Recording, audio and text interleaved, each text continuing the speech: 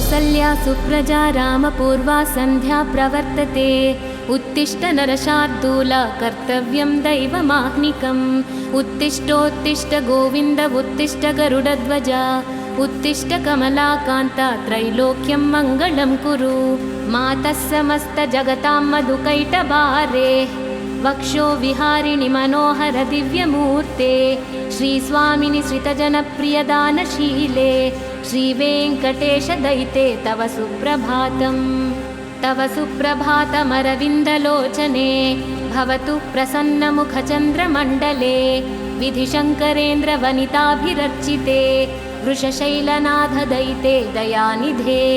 आत्र्यादिसप्त ऋषयः समुपास्य सन्ध्याम् आकाशसिन्धुकमलानि मनोहराणि। आदाय पादयुगमर्चयितुं प्रपन्नाः शेषाद्रिशेखर विभो तव सुप्रभातम्। पञ्चाननाब्ज भवषण्मुखवासवाद्याः त्रैविक्रमादिचरितं विबुधाः स्तुवन्ति। भाषापतिः पठति वासरशुद्धिमारात् शेषाद्रिशेखर विभो तव सुप्रभातम्। ईषत्प्रफुल्लनरसीरुहनारिकेला पूगद्रुमादिसुमनोहरपालिकानाम् आवाति मन्दमनिलः सह दिव्यगन्धैः शेषाद्रिशेखर विभो तव सुप्रभातम्। उन्मील्य नेत्रयुगमुत्तमपञ्जरस्थाः पात्रावशिष्टकदलीफलपायसानि भुक्त्वा सलीलमधकेलिशुकाः पठन्ति शेषाद्रिशेखर विभो तव सुप्रभातम्। तन्त्री प्रकर्ष मधुरस्वनया विपञ्च्या गायत्यनन्तचरितं तव नारदोऽपि भाषा समग्रमसत्कृतचारुरम्यं शेषाद्रिशेखर विभो तव सुप्रभातम्। भृङ्गावली च मकरन्दरसानुविद्धझङ्कारगीतनिनदैः सह सेवनाय निर्यात्युपान्तसरसी कमलोदरेभ्यः शेषाद्रिशेखर विभो तव सुप्रभातम्। योषागणेन वरदग्निविमध्यमाने घोषालयेषु दधिमन्थनतीव्रघोषाः रोषात्कलिं विदधते कुकुभश्च कुम्भाः शेषाद्रिशेखर विभो तव सुप्रभातम्। पद्मेशमित्रशतपत्रगतालिवर्गाः हर्तुं श्रियं कुवलयस्य निजाङ्गलक्ष्म्याः भेरीनिनादमिव बिभ्रति तीव्रनादं शेषाद्रिशेखर विभो तव सुप्रभातम्। श्रीमन्नभीष्टवरदाखिललोकबन्धो श्री श्रीनिवास जगदेकदयैकसिन्धो श्रीदेवता गृहभुजान्तर दिव्यमूर्ते श्रीवेङ्कटाचलपते तव सुप्रभातम्। श्रीस्वामि पुष्करिणिकाप्लवनिर्मलाङ्गाः श्रेयाधिनो हरविरिञ्चि सनन्दनाद्याः द्वारे वसन्ति वरनेत्रहतोत्तमाङ्गाः श्रीवेङ्कटाचलपते तव सुप्रभातम्। श्रीशेषशैलगरुडाचलवेङ्कटाद्रि नारायणाद्रिवृषभाद्रिवृषाद्रिमुख्याम् आख्यां त्वदीयवसतेरनिशं वदन्ति श्रीवेङ्कटाचलपते तव सुप्रभातम्।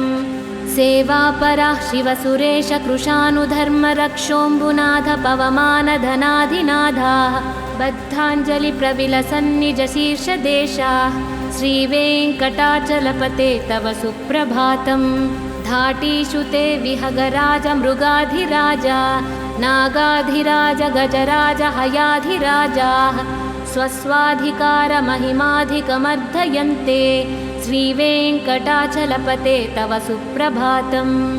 सूर्येन्दुभौमबुधवाक्पतिकाव्यशौरिस्वर्भानुकेतुदिविशत्परिषत्प्रधानाः त्वद्दासदासचरमावधिदासदासाः श्रीवेङ्कटाचलपते तव सुप्रभातम्। तत्पादधूलिभरितस्फुरितोत्तमाङ्गाः स्वर्गापवर्गनिरपेक्षनिजान्तरङ्गाः कल्पागमाकलनयाकुलतां लभन्ते श्रीवेङ्कटाचलपते तव सुप्रभातम्। त्वद्गोपुराग्रशिखराणि निरीक्षमाणाः स्वर्गापवर्गपदवीं परमां श्रयन्तः मर्त्या मनुष्यभुवने मतिमाश्रयन्ते श्रीवेङ्कटाचलपते तव सुप्रभातम् श्रीभूमिनायक दयादिगुणामृताब्दे देवादिदेव जगदेकशरण्यमूर्ते श्रीमन्ननन्त गरुडादिभिरर्चिताङ्घ्रे श्रीवेङ्कटाचलपते तव सुप्रभातम् श्रीपद्मनाभ पुरुषोत्तम वासुदेव वैकुण्ठमाधव जनार्दन चक्रपाणे श्रीवत्सचिह्न चरणागत पारिजात श्रीवेङ्कटाचलपते तव सुप्रभातम् कन्दर्पदर्पहर सुन्दर दिव्यमूर्ते कान्ताकुचाम्बुरुह कुट्मललोल दृष्टे कल्याण निर्मल गुणाकर दिव्यकीर्ते श्रीवेङ्कटाचलपते तव सुप्रभातम् मीनाकृते कमठकोल नृसिंहवर्णिन् स्वामिन् परस्वथ तपोधन रामचन्द्र शेषांश राम यदुनन्दन कल्किरूप श्रीवेङ्कटाचलपते तव सुप्रभातम् ये लालवङ्ग घनसार सुगन्धितीर्थं दिव्यं वियत्सरितु हेमघटेषु पूर्णं धृत्वाद्य वैदिकशिखामणयः प्रहृष्टाः तिष्ठन्ति वेङ्कटपते तव सुप्रभातम् भास्वानुदेति विकचानि सरोरुहाणि सम्पूरयन्ति निनदैः कुकुभो विहङ्गाः श्रीवैष्णवाः सततमर्थितमङ्गलास्ते धामाश्रयन्ति तव वेङ्कटसुप्रभातम् ब्रह्मादयासुरवराः समहर्षयस्ते सन्तः सनन्दनमुखास्त्वथ योगिवर्याः धामान्तिके तव हि मङ्गलवस्तु हस्ताः श्रीवेङ्कटाचलपते तव सुप्रभातम् लक्ष्मीनिवास निरवद्य गुणैकसिन्धो संसारसागर समुत्तरणैकसेतो वेदान्तवेद्य निजवैभव भक्तभोग्य श्रीवेङ्कटाचलपते तव सुप्रभातम् इत्थं वृषाचलपतेरिह सुप्रभातम् ये मानवाः प्रतिदिनं पठितुं प्रवृत्ताः तेषां प्रभातसमये स्मृतिरङ्गभाजां प्रज्ञां परार्धसुलभां परमां प्रसूते कमलाकुचूचुककुङ्कुमतो नियतारुणितातुलनीलतनो कमलायतलोचन लोकपते विजयी भव वेङ्कटशैलपते सचतुर्मुख षण्मुख पञ्चमुख प्रमुखाखिल दैवतमौलिमने शरणागत वत्सल सारनिधे परिपालय मां वृषशैलपते अतिवेलतया तव दुर्विषहैरनुवेलकृतैरपराधशतैः भरितं त्वरितं वृषशैलपते परया कृपया परिपाहि हरे अधिवेङ्कटशैलमुदारमतेर्जनताभिमताधिकदानरतात् परदेवतया कथितान्निगमैः कमलादयितान्न परं कलये कलवेणुरवावशगोपवधू शतकोटिवृतात् स्मरकोटिसमात् प्रतिपल्लविकाभिमतात् सुखदात् वसुदेवसुतान्न परं कलये अभिरामगुणाकरदाशरथे जगदेकधनुर्धरधीरमते रघुनायक राम रमेश विभो वरदो भवदेव दयाजलधे अवनीतनया कमनीयकरं रजनीकरचारुमुखाम्बुरुहम् रजनीचरराजतमोमिहिरं महनीयमहं रघुराममये सुमुखं सुहृदं सुलभं सुखदं स्वनुजं च सुखाय ममोघसरम् असहाय रघुत्वमहन्यमहं न खदञ्च न कञ्चन जातु भजे विना वेङ्कटेशं न नाथो न नाथ सदा वेङ्कटेशं स्मरामि स्मरामि हरे वेङ्कटेश प्रसीद प्रसीद प्रियं वेङ्कटेश प्रयच्छ प्रयच्छ अहं दूरतस्ते पदाम्भोजयुग्म प्रणामेच्छयागत्य सेवां करोमि सकृत्सेवया नित्यसेवाफलं त्वं प्रयच्छ प्रयच्छ प्रभो वेङ्कटेश। अज्ञानिनां मया दोषा न शेषान् विहितान् हरे। क्षमस्वत्वं क्षमस्वत्वं शेषशैलशिखामणे। ईशानं जगतोऽस्य वेङ्कटपतेर्विष्णो परां प्रेयसीं तद्वक्षस्थलनित्यवासरसिकां तत्क्षान्तिसंवर्धनीं पद्मालङ्कृतपाणिपल्लवयुगां पद्मासनस्थां श्रियं वात्सल्यादिगुणोज्ज्वलां भगवतीं वन्दे जगन्मातरम्। श्रीमन्कृपाजलनिधे कृतसर्वलोकसर्वज्ञशक्तनतवत्सल सर्वशेषिन् स्वामिन् सुशीलसुलभाश्रितपारिजात श्रीवेङ्कटेशचरणौ शरणं प्रपद्ये। आनूपुरार्चितसुजातसुगन्धिपुष्प सौरभ्यसौरभकरौ समसन्निवेशौ सौम्यौ सदानुभवनेऽपि नवानुभाव्यौ श्रीवेङ्कटेशचरणौ शरणं प्रपद्ये। सद्यो विकासि समुदित्वरसान्द्ररागा सौरभ्यनिर्भरसरोरुहसाम्यवार्तां सम्यक्षु साहसपदेषु विलेलयन्तौ श्रीवेङ्कटेशचरणौ शरणं प्रपद्ये। रेखामयध्वजसुधाकलशातपत्र वज्राङ्कुशाम्बुरः कल्पकशङ्खचक्रैः भव्यैरलङ्कृततलौ परतत्त्वचिह्नैः श्रीवेङ्कटेशचरणौ शरणं प्रपद्ये। ताम्रोदरद्युतिपराजितपद्मरागौ बाह्मैर्महोभिरभिभूतमहेन्द्रनीलौ उद्यन्नखांशुभिरुदस्तशशाङ्कवासौ श्रीवेङ्कटेशचरणौ शरणं प्रपद्ये। सप्रेमभीतिकमलाकरपल्लवाभ्यां संवाहनेऽपि सपदि क्लममाददानौ कान्ताववाज्मनसगोचरसौ कुमार्यौ श्रीवेङ्कटेशचरणौ शरणं प्रपद्ये। लक्ष्मीमही तदनुरूपनिजानुभावा नीलादिदिव्यमहिषीकरपल्लवानाम् आरुण्यसङ्क्रमणतः किल सान्द्ररागौ श्रीवेङ्कटेशचरणौ शरणं प्रपद्ये।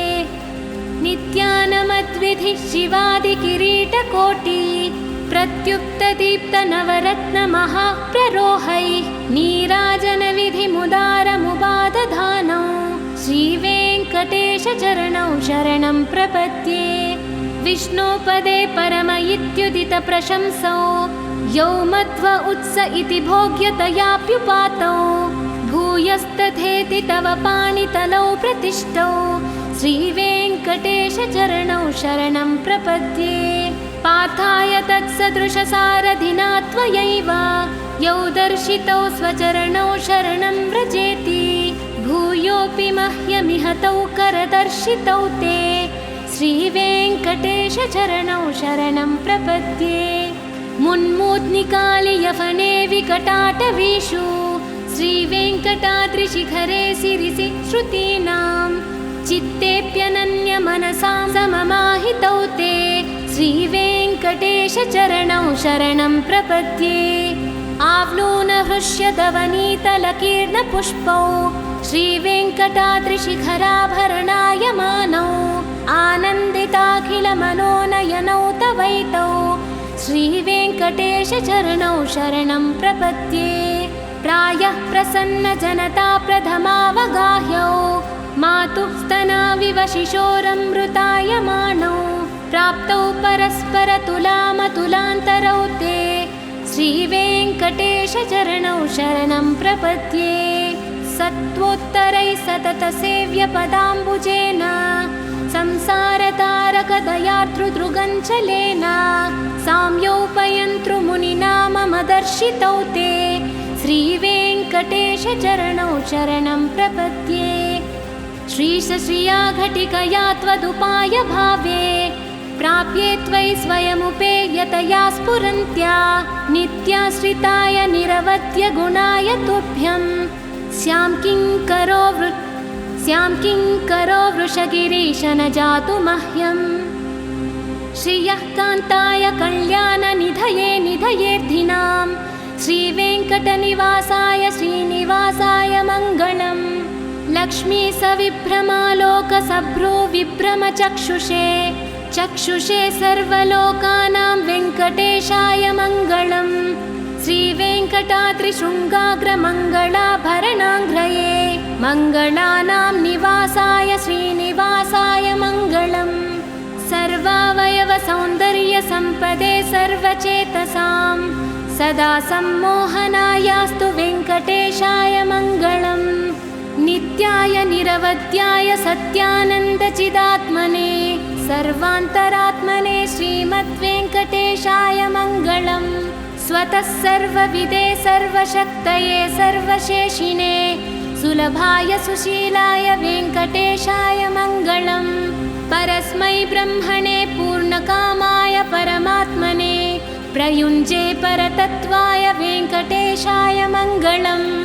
कालतत्त्वविश्रान्तमात्मनामनुपश्यताम् अतृप्त्यमृतरूपाय वेङ्कटेशाय मङ्गलम् प्रायः स्वचरणौ पुंसां शरण्यत्वेन पाणिना कृपया दृश्यते श्रीमद्वेङ्कटेशाय मङ्गलम् दयामृततरङ्गिण्या स्तरङ्गैरिव शीतलै आपाङ्गैः सिञ्चते विश्वं वेङ्कटेशाय मङ्गलम् स्रग्भूषाम्बरहेतीनां सुषमावहमूर्तये सर्वार्तिसमनायास्तु वेङ्कटेशाय मङ्गलम् श्रीवैकुण्ठविरक्ताय स्वामी पुष्करिणीतटे रमया रममाणाय वेङ्कटेशाय मङ्गलम् श्रीमत्सुदरजामातृमुनिमानसवासिने सर्वलोकनिवासाय श्रीनिवासाय मङ्गलम् नमः श्रीवेङ्कटेशाय शुद्धज्ञानस्वरूपिणे वासुदेवाय शान्ताय वेङ्कटेशाय मङ्गलम् मङ्गलाशासनपरैर्मदाचार्यपुरोगमैः सर्वैश्च पूर्वैराचार्यैः सत्कृपायास्तु मङ्गलम्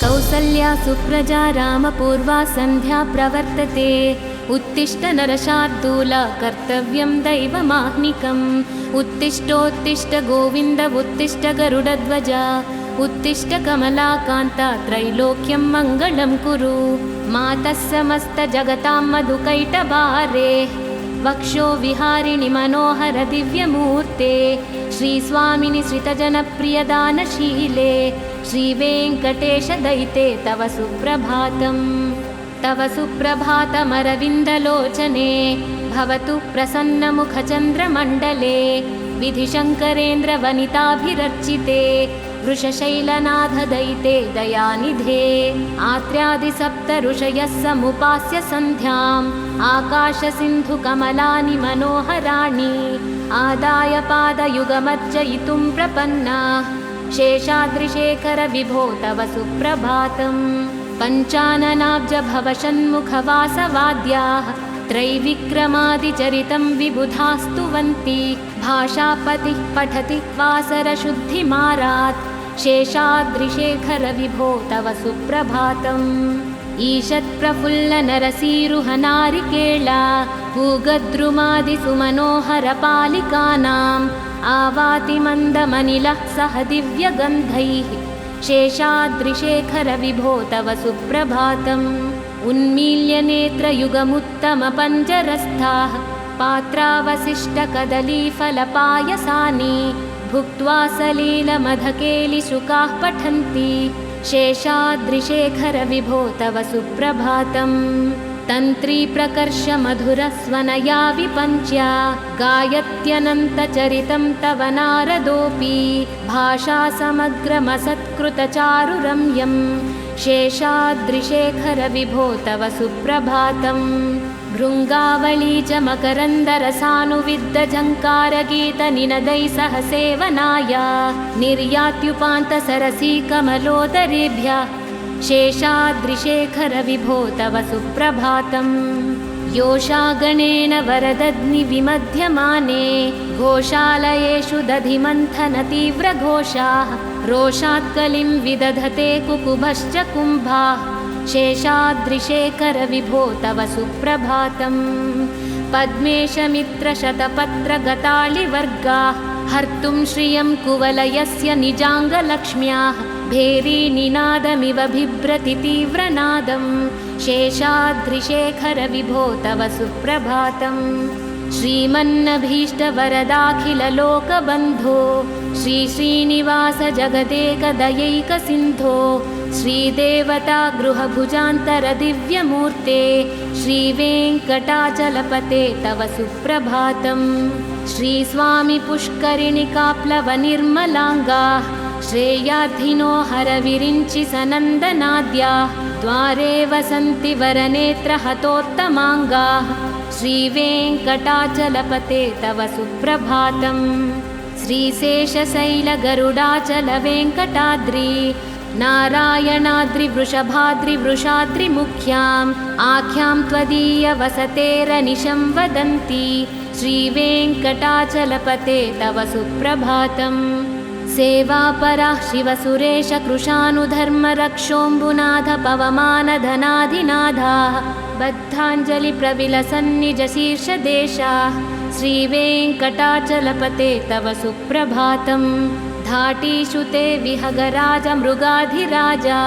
नागाधिराज गजराज हयाधिराजाः स्वस्वाधिकारमहिमाधिकमर्धयन्ते श्रीवेङ्कटाचलपते तव सुप्रभातम् सूर्येन्दुभौमबुधवाक्पतिकाव्यशौरिस्वर्भानुकेतुदिविशत्परिषत्प्रधानाः त्वद्दासदासचरमावधिदासदासाः श्रीवेङ्कटाचलपते तव सुप्रभातम् तत्पादधूलिभरितस्फुरितोत्तमाङ्गाः स्वर्गापवर्गनिरपेक्षनिजान्तरङ्गाः कल्पागमाकलनयाकुलतां लभन्ते श्रीवेङ्कटाचलपते तव सुप्रभातम् त्वद्गोपुराग्रशिखराणि निरीक्षमाणाः स्वर्गापवर्गपदवीं परमां श्रयन्तः मर्त्या मनुष्यभुवने मतिमाश्रयन्ते श्रीवेङ्कटाचलपते तव सुप्रभातम् श्रीभूमिनायकदयादिगुणामृताब्दे देवादिदेव जगदेकशरण्यमूर्ते श्रीमन्ननन्तगरुडादिभिरर्चिताङ्घ्रे श्रीवेङ्कटाचलपते तव सुप्रभातम् श्रीपद्मनाभपुरुषोत्तमवासुदेव वैकुण्ठमाधव जनार्दन चक्रपाणे श्रीवत्सचिह्नचरणागतपारिजात श्रीवेङ्कटाचलपते तव सुप्रभातम् कन्दर्पदर्पहरसुन्दरदिव्यमूर्ते कान्ताकुचाम्बुरुहकुट्मललोलदृष्टे कल्याणनिर्मलगुणाकरदिव्यकीर्ते श्रीवेङ्कटाचलपते तव सुप्रभातम् मीनाकृते कमठकोलनृसिंहवर्णिन् स्वामिन् परस्वथ तपोधन रामचन्द्र शेषांशराम यदुनन्दन कल्किरूप श्रीवेङ्कटाचलपते तव सुप्रभातम् ये लालवङ्गघनसारसुगन्धितीर्थं दिव्यं वियत्सरितु हेमघटेषु पूर्णम् धृत्वाद्यवैदिकशिखामणयः प्रहृष्टाः तिष्ठन्ति वेङ्कटपते तव सुप्रभातम् भास्वानुदेति विकचानि सरोरुहाणि सम्पूरयन्ति निनदैः कुकुभो विहङ्गाः श्रीवैष्णवाः सततमर्थितमङ्गलास्ते धामाश्रयन्ति तव वेङ्कटसुप्रभातम् ब्रह्मादयासुरवराः समहर्षयस्ते सन्तः सनन्दनमुखास्त्वथ योगिवर्याः धामान्तिके तव हि मङ्गलवस्तुहस्ताः श्रीवेङ्कटाचलपते तव सुप्रभातम् लक्ष्मीनिवासनिरवद्यगुणैकसिन्धो संसारसागरसमुत्तरणैकसेतो वेदान्तवेद्य निजवैभवभक्तभोग्य श्रीवेङ्कटाचलपते तव सुप्रभातम् इत्थं वृषाचलपतेरिह सुप्रभातम् ये मानवाः प्रतिदिनं पठितुं प्रवृत्ताः तेषां प्रभातसमये स्मृतिरङ्गभाजां प्रज्ञां परार्थसुलभां परमां प्रसूते। कमलाकुचूचुककुङ्कुमतो नियतारुणितातुलनीलतनो कमलायतलोचनलोकपते विजयी भव वेङ्कटशैलपते सचतुर्मुख षण्मुख पञ्चमुख प्रमुखाखिल दैवतमौलिमने शरणागतवत्सलसारनिधे परिपालय मां वृषशैलपते अतिवेलतया तव दुर्विषहैरनुवेलकृतैरपराधशतैः भरितं त्वरितं वृषशैलपते परया कृपया परिपाहि हरे अधिवेङ्कटशैलमुदारमते जनताभिमताधिकदानरतात्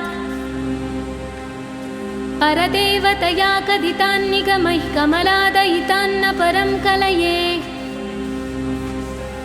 कलवेणुरवावशगोपवधू शतकोटिवृतात् स्मरकोटिसमात्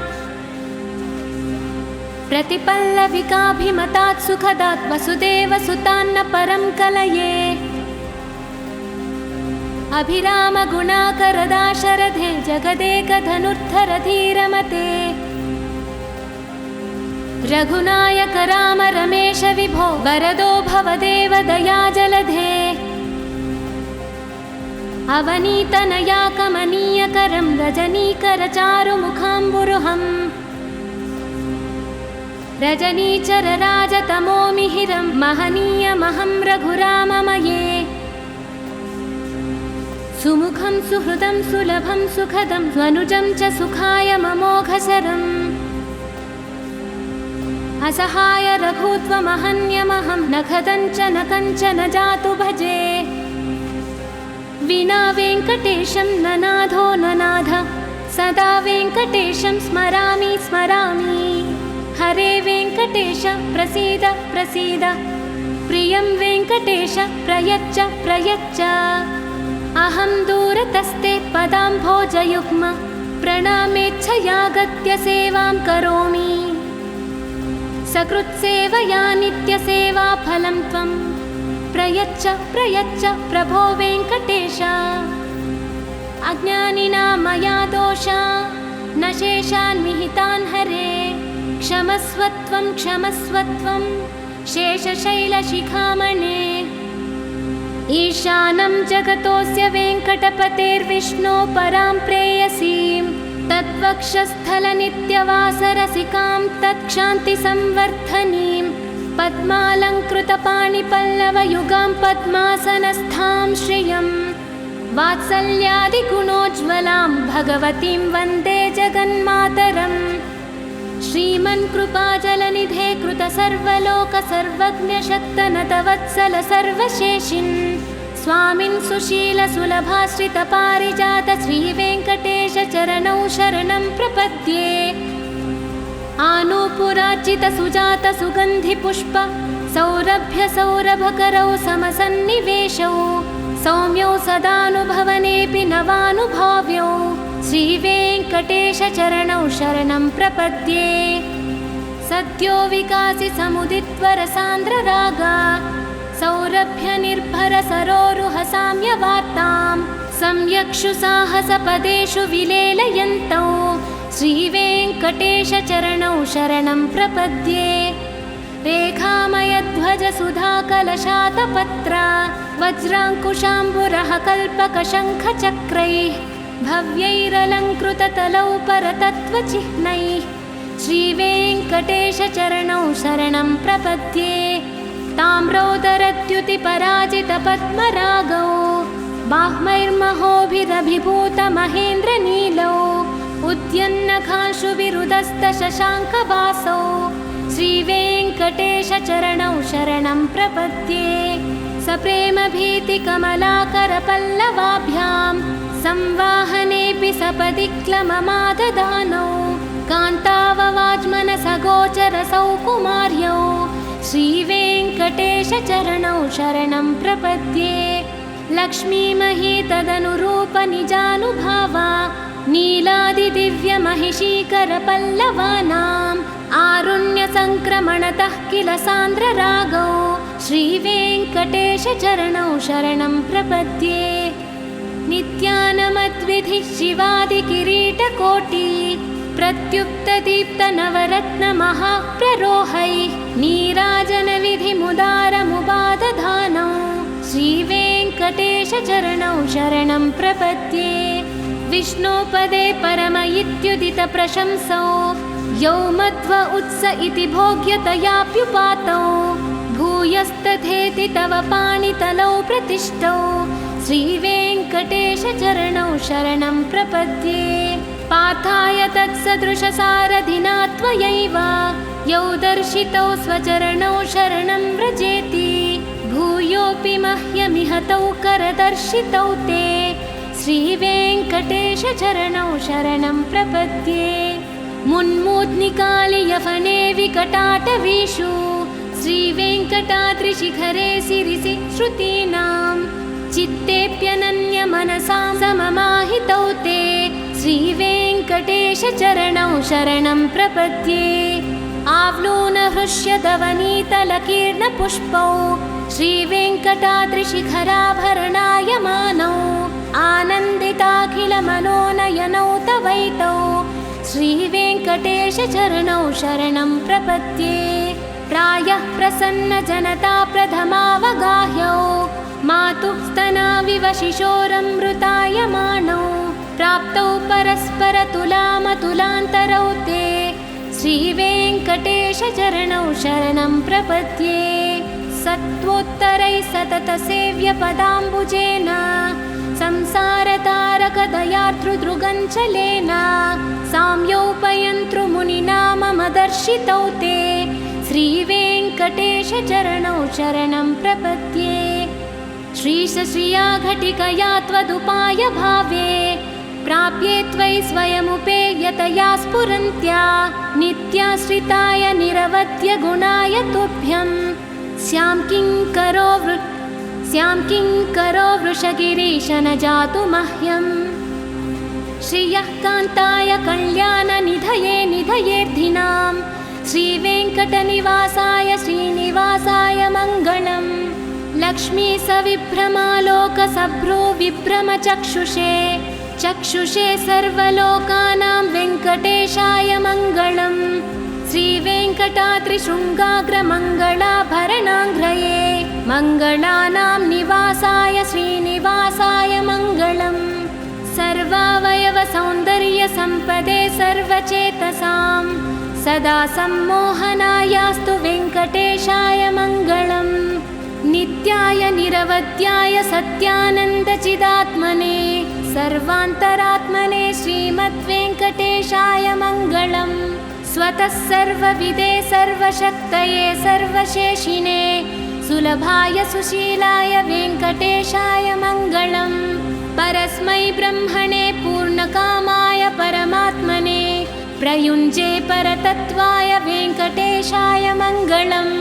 कालतत्त्वविश्रान्तमात्मनामनुपश्यताम् अतृप्त्यमृतरूपाय वेङ्कटेशाय मङ्गलम्। प्रायः स्वचरणौ पुंसां शरण्यत्वेन पाणिना कृपया दृश्यते श्रीमद्वेङ्कटेशाय मङ्गलम्। दयामृततरङ्गिण्या स्तरङ्गैरिव शीतलै आपाङ्गैः सिञ्चते विश्वं वेङ्कटेशाय मङ्गलम्। स्रग्भूषाम्बरहेतीनां सुषमावहमूर्तये सर्वार्तिसमनायास्तु वेङ्कटेशाय मङ्गलम्। श्रीवैकुण्ठविरक्ताय स्वामी पुष्करिणीतटे रमया रममाणाय वेङ्कटेशाय मङ्गलम्। श्रीमत्सुदरजामातृमुनिमानसवासिने सर्वलोकनिवासाय श्रीनिवासाय मङ्गलम्। नमः श्रीवेङ्कटेशाय शुद्धज्ञानस्वरूपिणे वासुदेवाय शान्ताय वेङ्कटेशाय मङ्गलम्। मङ्गलाशासनपरैर्मदाचार्यपुरोगमैः सर्वैश्च पूर्वैराचार्यैः सत्कृपायास्तु मङ्गलम्।